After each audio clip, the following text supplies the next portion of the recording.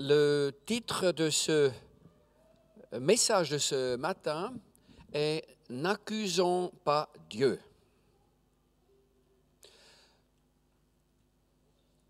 Vous savez, souvent nous nous trouvons dans des situations difficiles et je crois que ça arrive à chacun dans sa vie, de passer par des moments difficiles, des épreuves de toutes sortes. Ça peut être des épreuves de santé, de relations financières, etc. Et souvent nous constatons, surtout dans le domaine des finances, quand nous sommes en route avec nos séminaires, qu'il y a une tendance à chercher le problème chez Dieu, d'accuser Dieu, de dire oui, le Seigneur n'a pas ouvert une porte ou une fenêtre, ou il a fermé une porte. Et à ce moment-là, je dis souvent quand nous avons ces gens qui demandent conseil, je dis en haut, tout est en ordre. Cherchons directement en bas, on gagnera du temps. Parce que vous savez, Dieu est parfait, tout le monde est d'accord.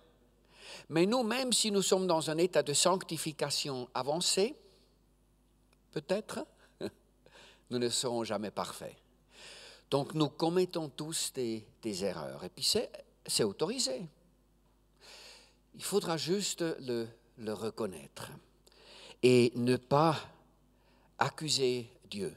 Parce que quand on commence à accuser Dieu, ça peut prolonger la souffrance. Nous avons des exemples bibliques. Le peuple de Dieu, depuis le pays de Goshen jusqu'au pays promis, dans Exode, il est écrit que le chemin était de 11 jours pour arriver jusqu'au pays promis. Mais ils ont mis 40 ans. Pourquoi? Mais parce qu'ils se sont rebellés contre Dieu, ils ont murmuré. Murmurer, dit la Bible, c'est aussi une rébellion contre Dieu. Et Dieu a le temps. Et nous laisse tourner un peu dans le vide ou dans le désert. Et nous voyons trop souvent des gens qui restent toujours dans leur situation difficile. Et au moment où on commence à creuser, on constate qu'il y a quelque chose qui coince en bas. Comme j'ai dit, et ce n'est pas en haut, c'est en bas. Et donc, à ce moment-là, on commence à chercher, mais où est le problème auprès de cette personne?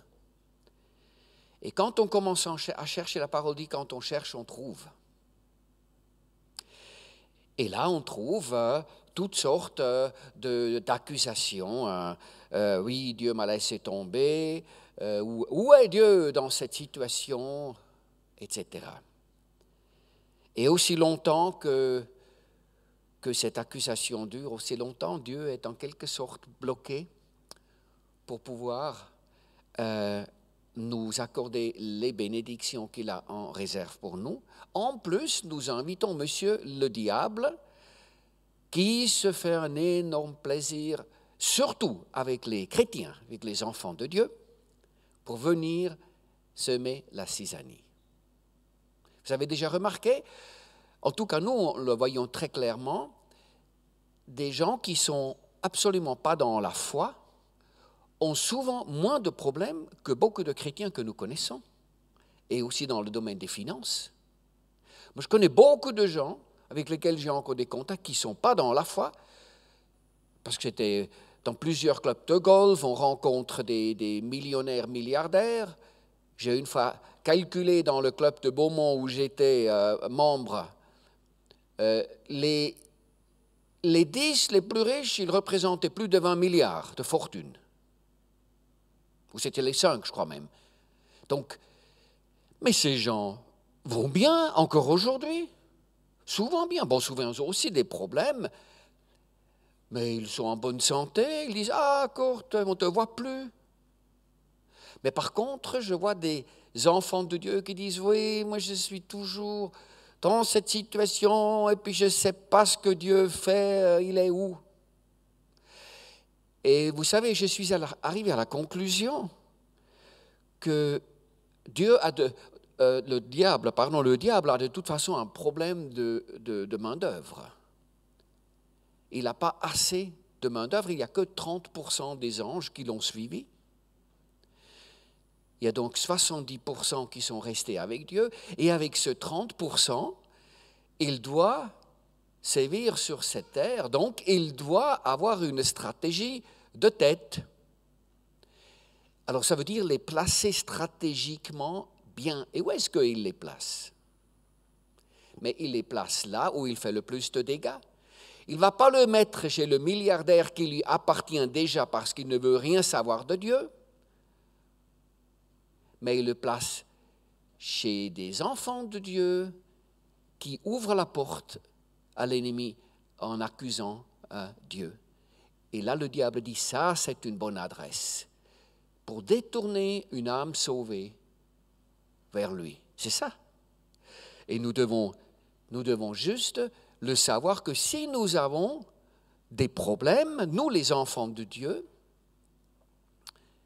c'est parce que nous donnons souvent l'accès à l'ennemi par différents comportements.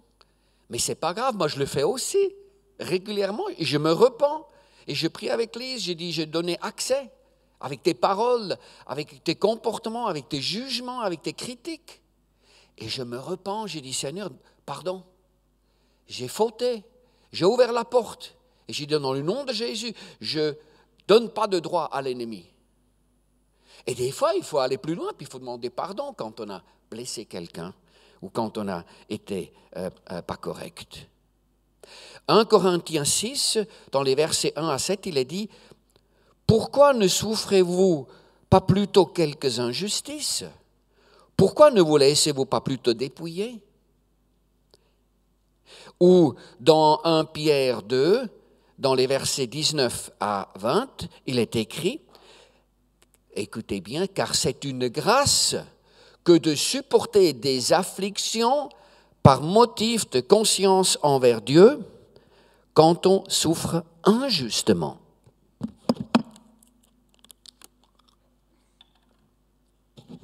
Donc, injustement, souffrir justement, ok, mais ici c'est marqué quand on souffre injustement. Et puis ça continue. En effet, quelle gloire y a-t-il à supporter de mauvais traitements pour avoir commis des fautes? Mais si vous supportez la souffrance lorsque vous faites ce qui est bien, c'est une grâce devant Dieu. Si vous supportez la souffrance lorsque vous faites ce qui est bien, c'est une grâce devant Dieu. C'est quand même un peu fort, c'est un peu costaud, mais si vous prenez la Bible, vous ne trouverez aucun, mais pas un seul serviteur qui vraiment a marqué l'histoire sans avoir passé par des bas, et ensuite de nouveau des hauts. Vous prenez Joseph. Joseph, le papa l'a mis en haut avec un magnifique vêtement, et il a frimé devant ses frères. Les frères l'ont jeté dans un puits, il était en bas. Il a été vendu comme esclave. Il était dans la maison de Potiphar, il était fidèle, il est monté. Il était devenu premier serviteur, il était de nouveau en haut, chez un homme riche. Il était tenté par madame, qui voulait coucher avec lui, et il est resté fidèle à Dieu. Et il a souffert injustement, puisqu'il a fini en prison, en bas. Et dans la prison, il y a passé quelques années. Et dans la prison, il a reçu le don d'interpréter le rêve du pharaon et il est monté, il est devenu premier ministre. Une bénédiction aussi pour le peuple d'Israël qu'il a sauvé de la famine. Vous voyez, vous prenez Job, il a été démoli. Moi, j'ai une fois parlé devant des hommes réformés. Ils ont fait leur première rencontre d'hommes près de Zurich. Et c'est un homme qui a suivi un séminaire avec nous qui dit « J'aimerais bien rassembler des hommes réformés, ils doivent entendre un peu ce que tu dis. » Et puis je suis allé, et là, il y a ce que je ne savais pas. C'est que parmi je ne sais pas, ils étaient 80, il y avait un homme qui, si c'est le Saint-Esprit qui téléphone, c'est excusable. Alors, je ne savais pas qu'il y avait un homme là qui écoutait attentivement et qui était professeur de théologie à l'université de Zurich. Et puis, à un moment donné, il a levé la main et il a dit, écoutez, c'était sur un ton assez agressif, écoutez, c'est bien joli vos histoires et vos témoignages. Alors, qu'est-ce que vous dites en relation avec un Job? Ben, j'ai dit, je vous remercie de votre question, et puis c'est une très bonne question qui est même idéale, parce qu'on va directement à la fin. Il a dit, non, j'ai dit, si, moi je vais à la fin. Je vais à la fin. Il a dit, oui, mais j'ai dit, moi, ce qui m'intéresse, c'est la fin. À la fin, le Job, il avait le double de toute la richesse, et puis c'est énuméré ce qu'il possédait, comme bétail, menu bétail, etc., chameau. Et il avait les plus belles filles qui avaient droit à l'héritage. À l'époque, les filles n'avaient plutôt pas d'héritage, hein. C'était plutôt les garçons, et puis les filles étaient quantité négligeable, on ne les comptait même pas. Et en plus, il a vu ses descendants jusqu'à la 4e génération, et il a encore vécu, je crois que c'est 140 ans. Mais vous vous rendez compte, la bénédiction? Après, ce professeur m'a encore agressé sur un autre sujet. Et puis j'ai dit, écoutez, on ne va pas se disputer. Et il a dit, j'aimerais vous voir après. J'ai dit, oui, d'accord. Et puis, effectivement, à la fin, il était assez furieux. Et puis, il est venu. Et puis, il voulait même vraiment me faire la leçon. Et je lui ai montré le passage dans la Bible, je l'ai ouvert, je l'ai préparé, qui montre qu'il faut éviter donc le 2 Timothée 2, dans les versets 23-25, repousse les discussions folles, etc. Et puis redresse avec douceur. Et puis il est venu, je l'ai montré, j'ai dit, écoutez, j'ai un verset pour vous. Et puis bon, là, et puis j'ai dit, mais soyez bénis, j'ai dit, vous ne pouvez pas être d'accord avec moi. Mais ce que vous ne pouvez pas m'enlever, c'est ce que j'ai vécu moi-même. Parce que moi aussi, j'étais tout en bas. J'étais une fois tout en haut, dans mon orgueil, dans ma vie sans Dieu. Et j'ai réussi, jusqu'à ce que je me suis cassé la figure par mon propre orgueil. Mais ce qui est intéressant, c'est que le pire qui est arrivé dans ma situation, c'est qu'un homme m'a montré le chemin vers Jésus quand j'étais au sommet de ma gloire personnelle et de mon succès. Et là, je pesais quelques millions de fortune, pas 5 ou 10, plus. Et je croyais que tout était possible. Mais il y a eu un changement de loi, et là, tout s'est effondré très, très rapidement. Les prix dans l'immobilier ont baissé de 40-50% en Suisse. Et c'était donc le début de la fin. Mais j'étais déjà dans la foi. Et comme j'étais dans la foi, j'aurais pu dire maintenant, mais tu es où maintenant, je t'appartiens. Mais moi, je peux vous dire, je me suis jamais, et je peux le dire devant Dieu, jamais je l'ai accusé, jamais. Je l'ai loué et je dis, Seigneur, excuse-moi du terme maintenant que j'emploie, mais je l'ai dit comme ça. J'ai dit, et si je crève, je ne te quitterai plus.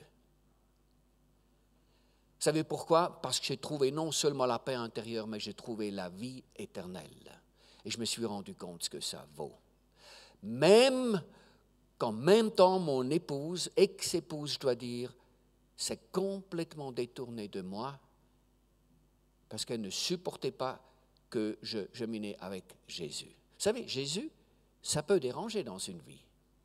Vous pouvez déranger avec Jésus, même dans une vie de couple, si vous avez commis un mariage qui n'était pas basée sur cette alliance avec Dieu, à ce moment-là, ça peut provoquer des problèmes. Et moi, je l'ai vécu. Même là, j'ai dit, Éternel, je vais même quitter la maison, une grande villa. J'ai dit, ah oui, ça c'est encore intéressant. Cette maison, elle a dit, je reste dans la maison et tu te tires. J'ai dit, oui. J'ai dit, je le fais. Et vous savez pourquoi? Parce que Hébreux 10, moi j'ai simplement appliqué ce qui est écrit dans la Bible et vous ne pouvez jamais faillir. J'ai lu dans Hébreux 10, 34, acceptez avec joie, acceptez avec joie d'être dépouillé de ses biens. J'ai dit, Seigneur, si tu dis que je suis invité à accepter avec joie, donc tu as des bons plans pour moi.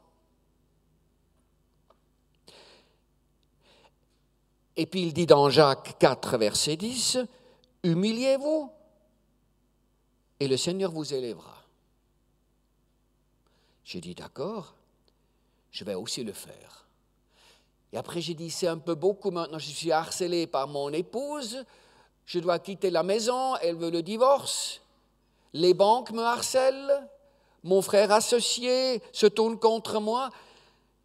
J'ai dit, ça va jusqu'où? Il m'a dit, lis dans 1 Corinthiens 10, verset 13, il n'y aura pas d'épreuve au-delà de tes forces. J'ai dit, d'accord, Seigneur. Et vous savez ce que j'ai remarqué? Souvent, les enfants de Dieu pensent, quand il y a des épreuves, et puis ils ont comme un sac sur le dos, un rucksack, que c'est le Seigneur qui va marcher derrière en aidant à porter le sac. Et vous savez ce que j'ai vécu moi? J'ai vécu qu'il m'a renforcé les épaules et je ne sentais plus le poids. Et avec ça, les amis, on est préparé pour les temps qui sont devant nous. Vous savez, il y a des temps très, très difficiles devant nous. On va faire ici, je ne sais plus quelle date, on a fixé ça hier avec Luc, on va faire une séance crise. Moi, j'en ai fait une à Berne le 6 décembre, et on avait une salle de 200 places, il y avait 250 personnes. On a augmenté, le concierge était gentil, il a encore cherché des chaises partout, mais on a encore dû refuser 50 et on refait une nouvelle le 28 février à Berne. Il y a déjà une centaine qui sont inscrites, mais on va faire une ici. Maintenant, la date, elle va vous être communiquée. Je n'ai pas l'agenda sur moi. Je laisse mon attel dans la voiture, comme ça, il ne peut pas me déranger. Alors, on va faire ça ici un samedi soir, je crois. Pourquoi? C'est pour vous préparer, les amis, de ce qui est devant nous et ce qui se prépare. De plus en plus, l'horizon s'est assombri dans l'économie et d'ailleurs dans tous les domaines. Vous avez déjà remarqué. Et nous devons être préparés et connaître la vérité. Et quand nous connaissons la vérité, la Bible dit, elle nous rend libres. Ce n'est pas pour faire peur. Non, c'est pour vous dire comment ça va venir, parce que le Seigneur parle à ses serviteurs selon Amos 3,7, avant que quelque chose arrive, et il nous avertit pour que nous soyons préparés. Et vous savez, ces temps qui sont devant nous vont avoir comme conséquence, quand il y a la pression depuis l'extérieur, il y a un renforcement de la résistance intérieure. Nous allons voir l'Église grandir spirituellement. Les touristes du dimanche matin, ce ne suffira plus. De juste venir avec la dernière goutte d'essence à la station pour faire le plein, je suis un peu méchant, et puis ensuite quitter et en plus sans payer, ça ne suffira plus. Nous allons avoir un peuple de Dieu qui va être épaule contre épaule, main dans la main, et nous allons nous soutenir et nous allons faire la différence. Et nous allons être une lumière dans ce monde qui s'obscurcit. Et ça va venir, les amis. Mais nous ne devons pas avoir peur parce que Dieu a tout sous contrôle. Il n'a jamais perdu le contrôle. Jamais. Et il dit qu'il ne permettra pas des épreuves au-delà de nos forces. On peut aussi dire, mais pourquoi Dieu permet des situations difficiles? Mais la parole le dit, notamment dans le psaume, c'est dans le 51, 19, il est écrit qu'un sacrifice agréable à Dieu est un cœur brisé, un esprit contrit. Alors pourquoi? Parce que le brisement nous fait réfléchir et nous fait chercher, si nous avons le bon comportement, les causes de ce problème et nous pouvons ensuite corriger. Dans les Lamentations de Jérémie, dans 33, il est dit que ce n'est pas volontiers que Dieu humilie et qu'il afflige l'homme. Mais nous avons besoin.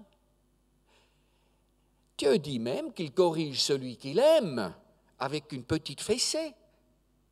Vous avez vu dans le monde, le pape a osé dire que de temps à autre, une fessée pour un enfant, c'était certainement une bonne chose. Oh, là, il faut voir les journaux.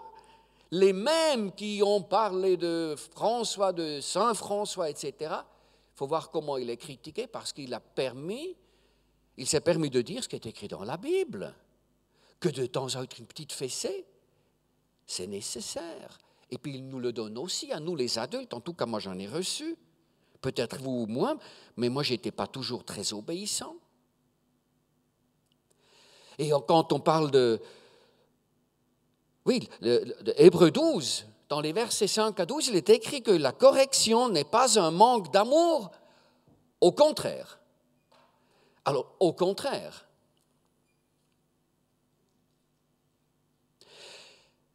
dans le Cantique 2, verset 15, il y a un passage très intéressant.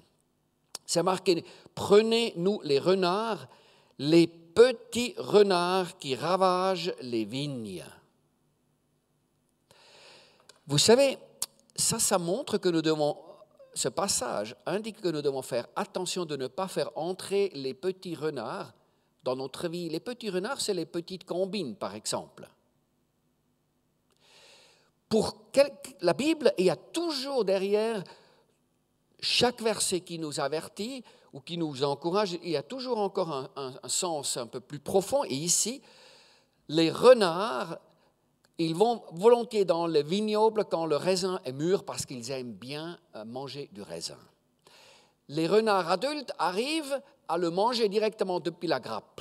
Ce n'est pas un grand problème. Il y aura quelques kilos qui vont manquer, mais ce n'est pas un désastre. Mais les petits qui n'arrivent pas, ils sautent et ils arrachent les branches. Donc la plante est ensuite abîmée. Et c'est ces petits renards qui font des dégâts.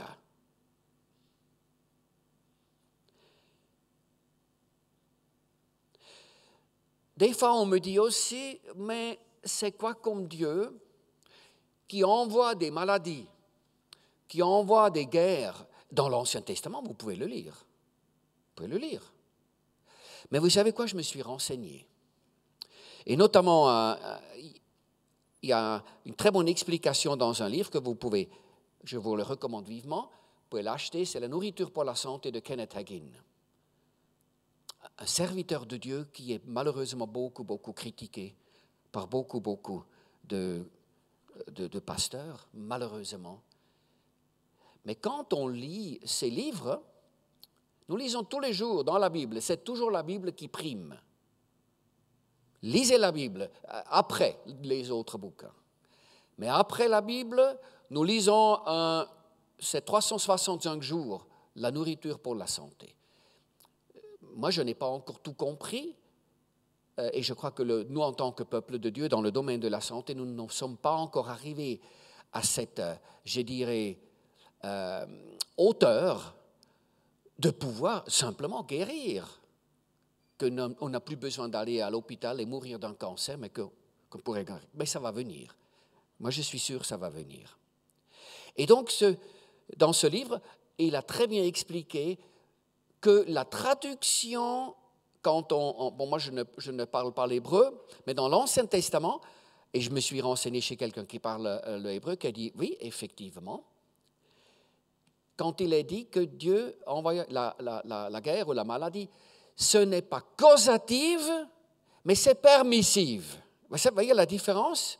Ça veut dire, Dieu, on aurait dû traduire en quelque sorte, Dieu a permis à ce que des maladies ou des guerres sont arrivées. Pourquoi? Parce que le peuple s'est détourné de Dieu. Mais c'est pas... Parce que Kenneth Hagin écrit, Dieu, il vit où? Moi, j'aime bien, comme lui, il est vraiment... Moi, j'aime beaucoup, parce qu'il dit, Dieu vit où? Au paradis. Est-ce qu'au paradis, il y a des maladies et des guerres? Non. Alors, est-ce que Dieu, il les a pris ailleurs? Il les a volés? Non, parce que la Bible dit que Dieu n'est pas un voleur. Alors, c'est clair, c'est logique. En tout cas, pour moi, homme d'affaires, je dis oui, c'est clair. Et de ce fait, nous devons faire attention quand nous voulons accuser Dieu d'avoir envoyé ceci ou cela. Et puis, c'est donc une prolongation de nos souffrances. Quand on est dans des situations difficiles, il y a un autre, je dirais, conseil que j'aimerais vous donner. Vous avez en quelque sorte, moi j'ai vu 3 possibilités. J'ai vu des partenaires qui sont entrés avec moi dans de grands problèmes, où les banques nous réclamaient des dizaines de millions. J'en ai vu qui se sont carrément suicidés, parce que leur ego était touché. Avant, ils faisaient partie des notables. On faisait tous partie des notables, on nous connaissait, puis tout d'un coup, dans le journal, on voit vente aux enchères, et puis avec le nom. C'est marqué vente aux enchères, et puis le nom est indiqué. Donc vente aux enchères, ça veut dire c'est comme en quelque sorte comme une faillite. La banque vend aux enchères. Bien sûr, quand j'ai vu ça, ça ne m'a pas fait plaisir, mais j'ai dit, Seigneur, moi, je ne t'accuse pas, et je m'humilie, et en plus, je te demande pardon pour tout ce que j'ai fait faux. Et puis il m'a dit, va aussi demander aux banquiers. J'ai dit aux banquiers qui m'ont laissé tomber, qui ne m'ont pas donné le temps pour réaliser, parce qu'on aurait pu réaliser sans aucune perte. Il a dit, oui, ces banquiers, va aussi demander pardon, mais tu utilises les justes mots. Je n'ai pas dit, je vous demande pardon, j'ai dit, écoutez, je vous présente mes excuses de vous créer de problèmes. Et puis bon, l'un m'a dit, je n'ai rien à cirer, ce qui m'intéresse, c'est le pognon. Bon, ça c'était sa réponse, mais moi j'ai fait ce que Dieu m'a demandé. Alors, certains se sont suicidés, c'était dramatique l'enterrement. Il y avait la veuve avec 3 filles, je pense entre 6, 8 et 9 ans, et puis les filles disaient, maman, est-ce qu'on pourrait encore voir papa une dernière fois dans le cercueil? Et puis elle a dû expliquer que ce n'était pas possible à cause du fusil de chasse avec lequel il a tiré dans la tête. Il n'y avait plus de tête. D'autres sont tombés malades parce qu'ils ont accusé Dieu, ils n'étaient pas dans la foi, ils ont dit, oui, toi avec ton Dieu, et regarde ce qu'il t'a fait. J'ai dit, non, ce n'est pas Dieu qui m'a fait. Non, j'ai dit, c'est moi qui s'est mis dans cette sauce. Et puis moi, j'ai dit, Seigneur, je ne t'accuse pas, je m'accuse moi-même, je t'ai demandé pardon, j'ai demandé pardon et je te fais confiance. Et je suis toujours vivant. Et sur 7, les seuls qui ont survécu, c'est un ami auquel j'ai pu apporter le bon message dans le port d'Antibes et moi. Les autres n'existent plus. Vous savez, ça peut aller très très loin et ça peut être dramatique quand on ne connaît pas Dieu et quand on connaît Dieu et puis on l'accuse. Et quand vous êtes dans une situation difficile, comme j'étais, il y a de nouveau 2 possibilités. Soit vous menez le combat et vous y allez, vous prenez des avocats, vous menez la bataille.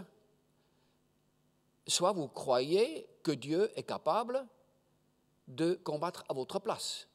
Et puis toujours, quand vous cherchez une réponse à une situation, mais dans ce cas, il faut chercher dans la Bible l'avantage, c'est quand vous cherchez dans la Bible, vous tombez sur un tas d'autres versets qui vous parlent en même temps. Et ça vaut la peine de chercher. Parce qu'on commence à connaître la Bible et on voit quelle bénédiction, quel trésor vous avez entre vos mains.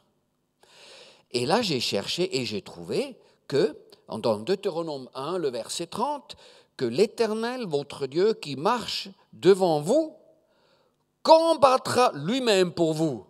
Ah, mais j'ai dit, c'est exactement ce qu'il me faut. Vous savez, c'est toujours le même Dieu aujourd'hui encore. Et si vous lui cédez la place, qu'est-ce que dit la Bible encore? Il vous dressera une table au milieu de l'ennemi. Non, mais attendez. Il combat à votre place et il vous dresse une table au milieu de l'ennemi. On est au front, les obus tombent, les balles sifflent. Et quand Dieu dresse une table, vous pensez c'est comment? Est-ce que c'est une table camping plastique? Quand Dieu dresse une table, c'est une table dressée avec quelque chose dessus. Et je suis sûr que c'est quelque chose de bon. Une magnifique nourriture, peut-être spirituelle ou autre, mais en tout cas, une magnifique table dressée.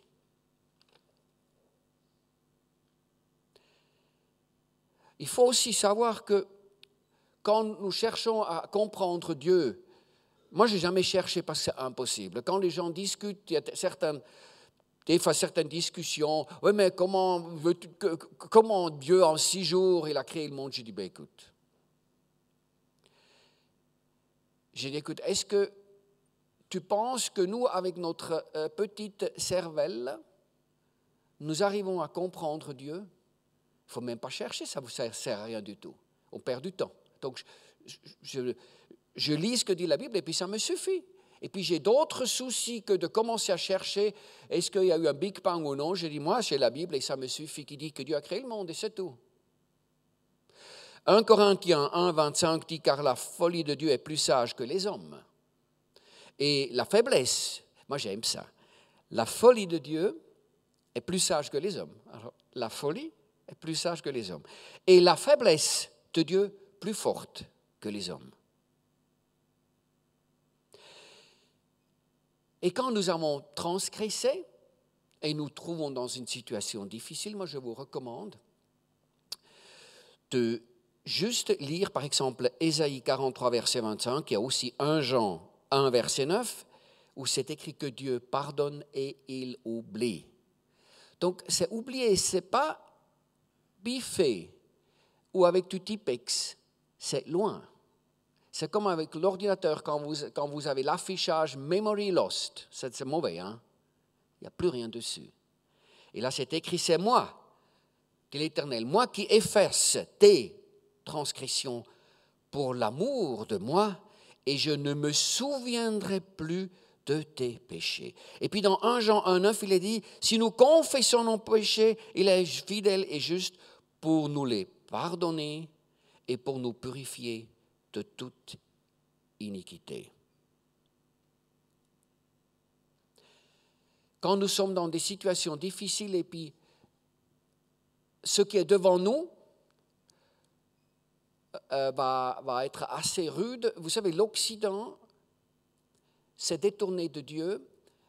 L'Occident, c'est l'Europe, c'est les États-Unis qui, maintenant je pourrais raconter pendant 1 heure comment cette bénédiction est arrivée et puis pourquoi, mais en tout cas, nous avons reçu une bénédiction sensationnelle pour être un instrument de bénédiction pour d'autres et nous avons purement et simplement abusé. Nous avons évincé Dieu de l'école, des universités, des hôpitaux. On a avorté centaines de millions d'enfants.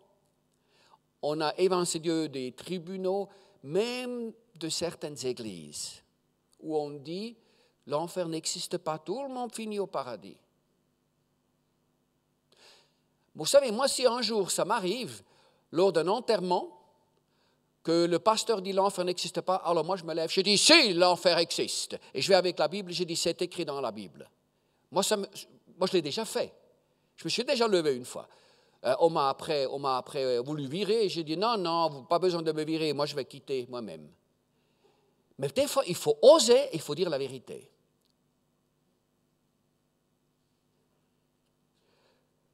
Donc, nous avons évincé Dieu de partout, et puis comme c'est un gentleman, il s'est retiré. Dieu se retire quand on ne voulait pas de lui. Il ne va pas vous forcer la main. Il ne va pas vous violer pour vivre le bonheur. Et maintenant, il a retiré sa main de bénédiction clairement de l'Occident et nous allons connaître de très très grandes difficultés. Et aussi mon pays, la Suisse.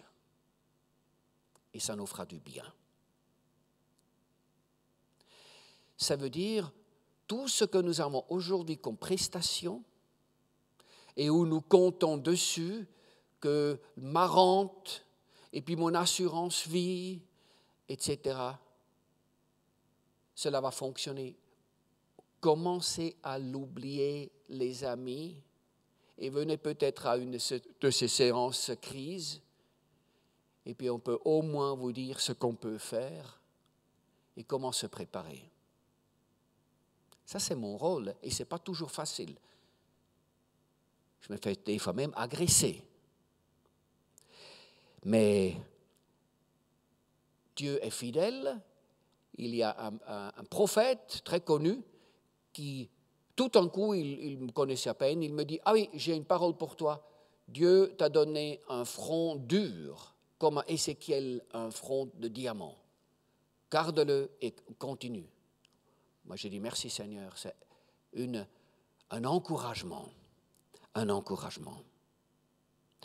Quand ces temps arrivent, nous pouvons aussi dire « Mais Dieu a des promesses pour nous. » Il nous promet, Philippiens 4, versets 6 à 7, « Ne vous inquiétez de rien, mais en toute chose, faites connaître vos besoins à Dieu par des prières et des supplications, avec des actions de grâce. Et la paix de Dieu qui surpasse toute intelligence gardera vos cœurs et vos pensées en Jésus-Christ. » Et dans 2 Corinthiens 9, verset 8, il dit qu'il est capable de pourvoir à tous nos besoins, afin que nous ayons toujours assez pour tous nos besoins, et même au-delà, afin de pouvoir encore investir dans de bonnes œuvres. Parce que vous savez, Dieu n'est pas un Dieu du juste assez. Dieu est un Dieu de l'abondance. Dans le monde, nous allons travailler pour gagner, écoutez bien, nous travaillons pour gagner de quoi vivre. Et dans le royaume de Dieu, nous sommes appelés d'entrer dans l'appel de Dieu et de faire le travail qu'il a prévu pour nous et de gagner de quoi pouvoir donner. Voyez la différence? Gagner de quoi pouvoir vivre, gagner de quoi pouvoir donner. Ça, c'est une énorme différence, les amis. Quand vous entrez dans cette dimension, moi j'appelle ça, vous entrez dans le carrousel des bénédictions qui commence à tourner. Celui qui donne, il lui sera donné, Luc 6, 38. Mais ça, nous n'avons souvent pas bien compris. C'est pour ça qu'il y a des discussions. Oui, la dîme, c'est l'Ancien Testament. J'ai dit, écoute, la dîme, c'est surtout entrer dans le plan de Dieu qui dit, tu donnes et tu as le droit de recevoir. C'est ce que dit la Bible. Et Dieu ne pourra pas vous laisser tomber, parce que là, vous pouvez prendre Dieu par le mot. Quand vous avez des afflictions, moi, souvent, j'ai ça aussi, je ne vous le cache pas, parce que je n'ai plus le temps pour travailler. Et ce n'est pas avec nos séminaires que nous gagnons pour pouvoir vivre, ça nous couvre les frais. Et des fois, je me fais aussi des soucis. Et puis, je le partage avec Lise, je dis, j'ai mal dormi. Puis après, nous prenons la parole. Elle lit dans la parole ce que Dieu promet. Et puis, ça, c'est la relation d'aide efficace et non pas caresser dans le sens du poil. Vous voyez? Te dire, oh, pauvre court, t'as mal dormi, chérie? Non, il dit, la parole dit.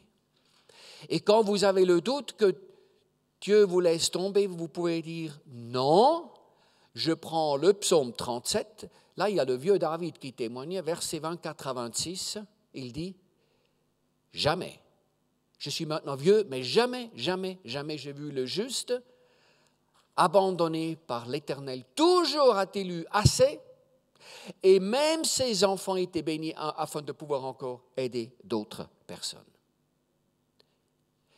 Et après, il y a aussi, vous savez, c'est peut-être, surtout pour peut-être une famille, si je ne sais pas pourquoi maintenant j'arrive à cela, mais je me laisse toujours diriger par le Saint-Esprit, au moins je l'espère et je prie pour cela. Avec, par exemple, quand des femmes seules, nous avons accompagné une femme depuis des années, et puis elle n'a pas trouvé de mari, et puis elle avait à un moment donné un peu une rébellion, et puis on lui a dit « Aussi longtemps que tu te rébelles, tu n'auras pas l'homme de Dieu qu'il a pour toi en réserve. Bien sûr, tu vas trouver un homme parce qu'elle est belle en plus. Bien sûr, tu vas trouver un homme. Mais tu vas voir, elle a eu 2-3 aventures et c'était nul. Nul. Puis Lise pouvait lui parler, pouvait dire, entre femmes, ça ne vaut pas la peine. Et à un moment donné, elle a compris, elle a arrêté et hop, elle a connu un homme qu'il aime et puis un homme qui aime Dieu. Puis il y aura le mariage probablement cette année. Lise, viens peut-être parce que c'est intéressant, tu auras quelque chose à dire, c'est sans préparation, comme ça je ne la stresse pas. Quand vous êtes seul comme femme, peut-être aussi comme homme, il y a des fois aussi la solitude. Et cette femme aussi, elle avait la solitude. Elle a dit, oui, je suis seule, et puis, où est Dieu, etc. Comment tu as vécu la solitude quand ton mari t'a quitté du jour au lendemain, sans rien dire, en la laissant avec 2 enfants de 8 et 9 ans? Bonjour à tous. C'est vrai, quand je me suis trouvée seule avec mes 2 enfants, j'ai vécu une période où j'étais tout le temps avec eux. Même avant que mon ex-mari quittait, j'étais mère au foyer, donc je faisais tout avec mes enfants. Et puis un jour, ils avaient envie de faire partie d'un groupe d'enfants qui chantent et dansent dans la rue, qui s'appelle des Fabricants de joie. Et puis pour apprendre les chants et les danses, il fallait partir 1 semaine en Belgique. Et puis là, je me dis, mais qu'est-ce que je vais faire pendant 1 semaine sans mes enfants? La maison elle est vide, ça va être l'horreur. Donc j'ai demandé à mes copines si elles pouvaient m'inviter chaque soir. Un soir chez une, un autre soir chez une autre. Pendant toute la semaine, comme ça, j'étais sûre, au moins le soir, je n'allais pas être seule. Et puis, on a tout organisé. Elles ont dit, oui, il n'y a pas de problème. Et puis, le lundi matin, j'avais l'habitude de lire la Bible et puis de prier. C'est comme si l'Éternel il me disait, annule tous tes rendez-vous. J'ai dit, mais non, mais je ne peux pas. Puis il dit, si, annule tes rendez-vous. Je dis, mais tu te rends compte, après je vais être seule le soir, mais ça va être horrible, j'aime pas. Puis il a dit, annule tes rendez-vous. Bon, je me dis, s'il insiste, je veux le faire, mais c'est vrai, je n'avais pas envie. Mais je l'ai fait. Puis j'ai dit, bon, après je fais quoi? Puis il a dit, tu vas faire un bon repas ce soir, tu vas faire quelque chose qui te fait plaisir et tu m'invites à manger avec moi. D'accord, alors j'ai été faire les courses et j'ai fait un bon repas. Évidemment, je n'ai pas acheté pour 2 personnes, hein, mais je m'imaginais que Jésus était assis en face de moi et j'ai commencé à lui parler. Et à mesure que je mangeais, que je lui parlais, j'avais une nouvelle paix dans mon cœur. Et les soirs suivants, j'ai fait la même chose. Et j'ai réalisé qu'au travers de cette relation et au travers de cette obéissance, j'ai mis Jésus à la première place dans mon cœur. Donc, il n'y avait plus ni la solitude, ni l'inquiétude, ni la crainte qui avait la première place, mais c'était Jésus. Et quand on a Jésus comme la première place dans nos cœurs, tout le reste devient beaucoup moins important parce que c'est lui qui est le plus important. Nous voilà au bout de ce message qui est un peu dévié de ce que je voulais dire. Mais si tu sens que tu as accusé Dieu injustement, c'est après le moment, aussi pendant la Sainte Seine, de le confesser, de lui demander pardon et de faire une nouvelle alliance, une nouvelle collaboration avec lui. Et nous sommes à disposition aussi avec Pasteur Michel, son épouse Lise et moi pour prier ceux qui le souhaitent. Soyez bénis, soyez fortifiés. Gloire à Dieu. Nous avons un magnifique Dieu.